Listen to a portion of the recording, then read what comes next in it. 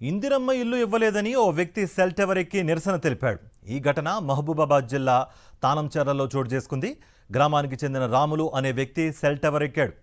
నిరుపేదనైన తనకు ఇందిరమ్మ ఇల్లు ఇవ్వకుండా ఎకరాల కొద్దీ భూములున్న వారికే ఇస్తున్నారని ఆవేదన వ్యక్తం చేశాడు.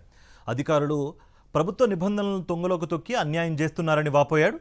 వెంటనే స్థానిక ఎమ్మెల్యే స్పందించి తనకు ఇల్లు మంజూరు చేయాలని డిమాండ్ చేశాడు. పోలీసులు సంఘటనా స్థలానికి చేరుకుని రాములకు నచ్చజెప్పి కిందకు దించారు.